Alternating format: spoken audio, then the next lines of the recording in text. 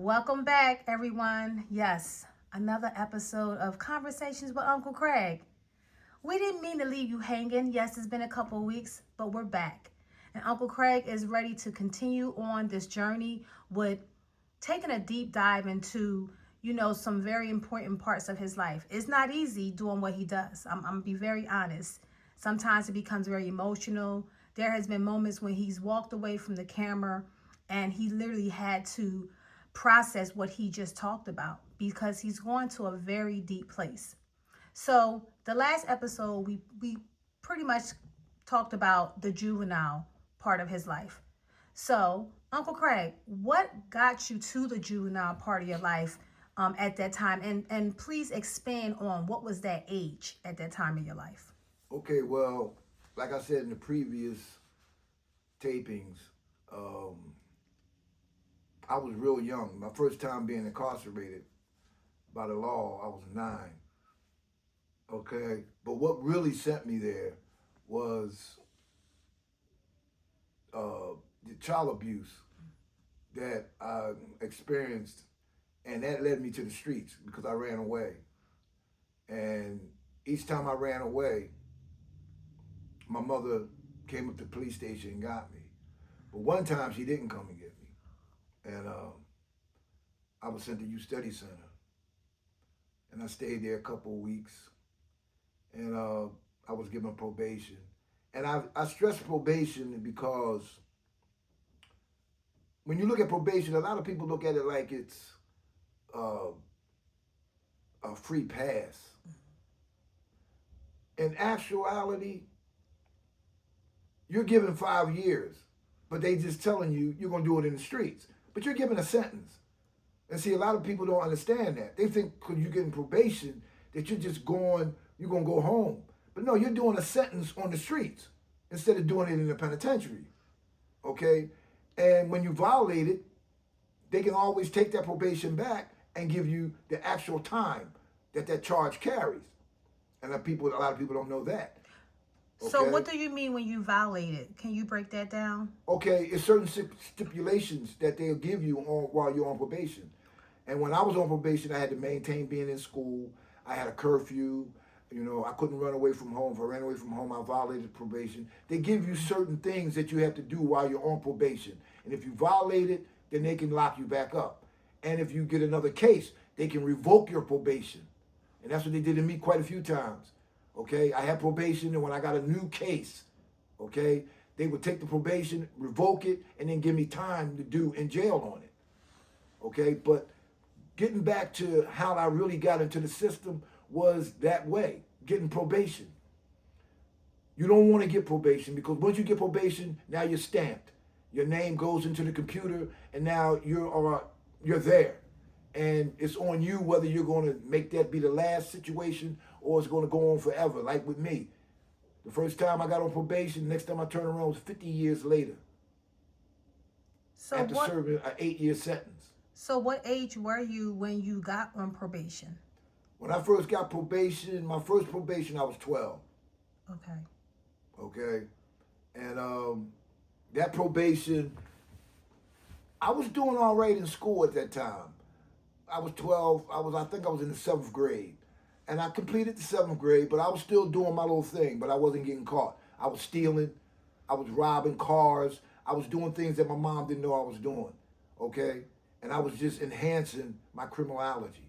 That's what I was doing. Okay? Furthering myself into the criminal world. But I didn't know it at that time. And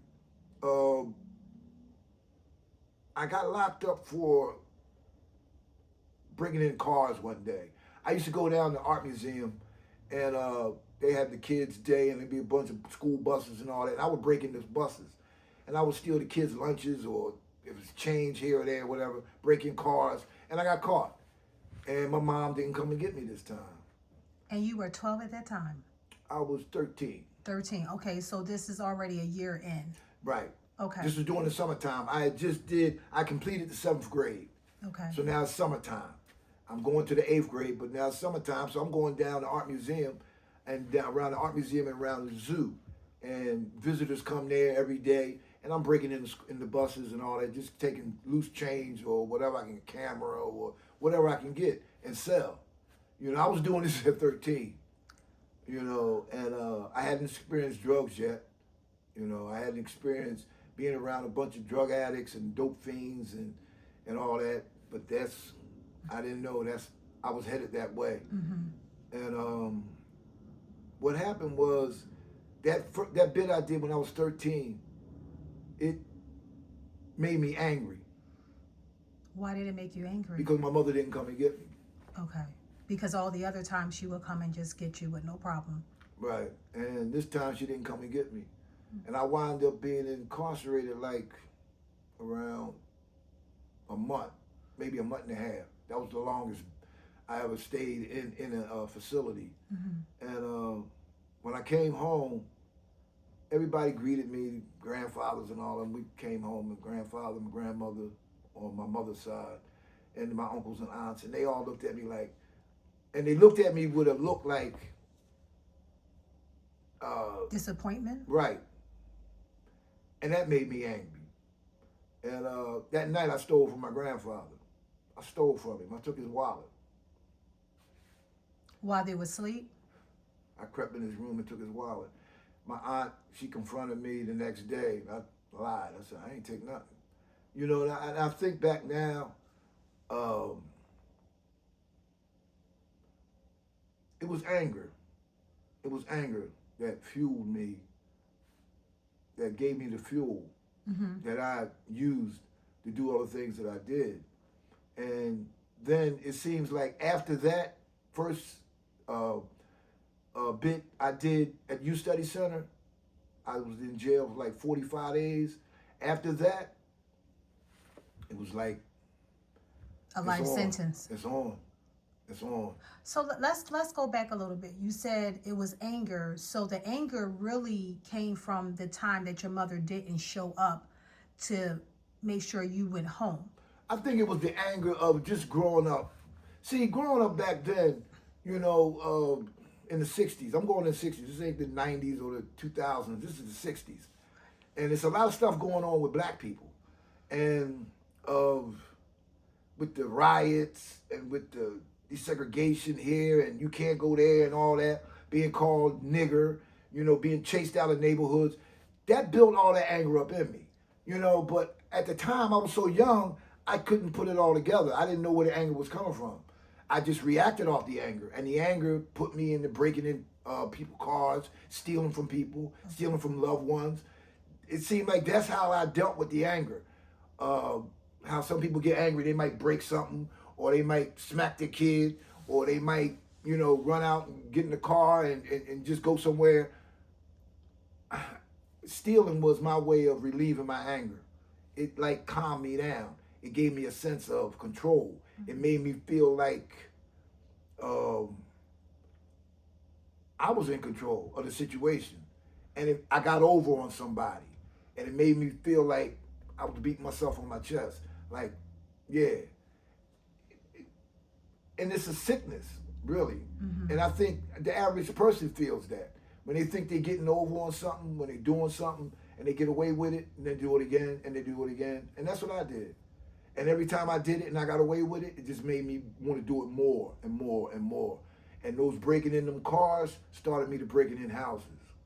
So actually you started becoming more powerful because you had a way of doing it where now you did get caught at some point in time, but there probably was moments that you didn't get caught. So that's why you kept going. Not bragging, but I got caught 9 times. Okay. So break that down. So what I did got those caught 9 times in my span of doing what I was doing. Burglaries was my thing. I was a thief, and I did it for like 35 years, for 40 years of doing burglaries, and I remember doing a burglary when I was 15. 15, okay. Talk about that time. You were 15. And now at this time, I'm 15. I'm in the 9th grade, I think. I believe. And this is when I started messing with drugs. At 15, I started. Marijuana wasn't. I didn't do marijuana. I went right to the hard stuff. At 15 years old. At 15, I started drinking cough syrup. And what is cough syrup? Cough syrup is a product that they give you for coughs and for colds, but it's laced with codeine or either morphine, alcohol, and it gives you an euphoria. It makes you feel like, oh man, you're not, all that craziness that you was feeling, it calms you out. So instead of taking a teaspoon, we drank the whole bottle. It was 2 ounces. We drank a whole 2-ounce bottle. And it puts you into a state of, like you see them people on in Kensington. In Philadelphia, yes. Nodding. Yes. That's how you be. And we enjoyed that because it put you into an era. It gave me a sense of, I was in control. Mm-hmm. It might sound stupid, but it did. It gave me a sense of security. Okay. I talked to girls. It made me bold. See, because I was a shy person coming up. Okay. And when it came to girls, I was kind of shy. They used to call me Shy. Just names that girls gave me. Little Freeze, Shy. Because I wasn't, I didn't really, but that gave me like, whoa. The confidence. It gave me the confidence. Yes, because that's what it sounds like, confidence. And I did other things. It gave me, I wasn't scared. I would go in neighborhoods. And back then it was gangs. It was a whole bunch of gang war. And we partied down North Philly. So we would go down North Philly and I wasn't scared because it gave me that boldness. It gave me confidence that, whatever's going to happen is going to happen. And, basically, you had no fear. No fear. It seems like you was just walking around in this, you were actually high, of course, but it was a different type of high. It was the cough syrup. And how often would you do cough syrup? I was doing it once a week. And where was you getting this cough syrup from? Right next door to where I lived. There was a drugstore right 2 doors from where I lived on Spring Garden Street. And you were able to purchase it at your age? At my age, I could go right in there and tell him, yo, Doc, let me give you 2 ounces. Yeah. He was, he didn't care. He wasn't from It sounds like he was like a street pharmacy No, he in some was ways. a drug dealer. That's what he was. Oh, excuse me. Okay, that's what he was. He was selling drugs. Okay. Okay, but it was legal. It was legal. Got you. Because I knew a guy used to come from Jersey and come over and he would give him a whole box of cough syrup for all his friends. So I ain't gonna say his name, but the doctor was, he had a drugstore and he knew what he was doing. He was taking advantage of the people in the neighborhood, and we was going to him to get high so we could forget about the craziness, forget about being poor, forget about not having confidence, forget about all these things. And I think, as a matter of fact, I broke in that store one time. To get some more cough syrup? No, we stole pills. What kind of pills? It was Desmotols. And it's a diet pill. But when you take 2 of them, it makes you feel like you're speeding. Okay. Like you did some meth. And I stole a whole jar. And the way we did it, it was just, and my mom seen me. She was looking right out the window when me and my cousin did it. And the cops came and everything, and we was up in my boy's apartment. And somebody knocked on the door, and I said, Sam, somebody at the door. And his mother came to his room and said, your mother wants you. So I went over there, I said, yeah, what's up? She said, I seen what you did. I seen you and Tony. She said, all the cops out there, I'll tell them right where you're at if you don't surrender. Bring them pills. Bring those pills over here right now. So I went back over to Sam. I said, Sam, and Tony, my cousin, he was in there. And I said, my mom want the pills. He said, what? He said, man, I'm not. I said, she gonna bring the cops up here. She gonna tell them this is where we at. So he had some pills that he had stole eons ago, sitting in his closet. They was sleeping pills, but it was a big jar of them. He said, give her these. And that's what I did. And I took them over to my mom, and she dumped them in the toilet. And I acted all out like, oh, Mom, all that money. I played it off, and that's just to go to show. Now I'm 15. Right. That's what I'm looking at the age. I'm 15 doing this. And... with your cousin. Right. And... Now, was he 15 or was he a little older? He was 16. Okay, so just 1 year older. Okay. And it's just the stuff that I got into. But it's just a roller coaster because at 15, when I did that, I think that was the last time that I ever really seen the streets for a long period. From 15 to 50, I was in and out of prison. I got like over 35 years of incarceration, drug programs, halfway houses, you name it, probation, parole. I've ran the whole gauntlet, you know, and I shouldn't even be sitting here. But I know it's the reason why I'm sitting here. I know I'm sitting here because God wants me sitting here. Mm-hmm. He wants me to tell my story. He put me through that whole thing I went through, and I didn't die. I took like 5 or 6 drug overdoses. I've been threatened with guns in my face, and nothing really never happened to me. So I believe my testimony had to be heard, Mm-hmm. and I believe that's why God kept me on this planet. I believe that's why at 71, I still move around like I'm 40, okay?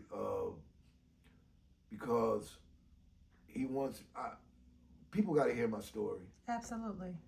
And I You think know- that's why we're here with this channel, you know, Conversations with Uncle Craig. You're unpacking something very heavy, but at the age you started, it still blows my mind. So, everyone, we just thank you for just tuning in. Don't forget to hit that notification bell, hit like, subscribe, so that every time we drop, you know that it's time to get locked in. Thank you for watching, and we look forward to seeing you in a few weeks. Take care. Conversations with Uncle Craig.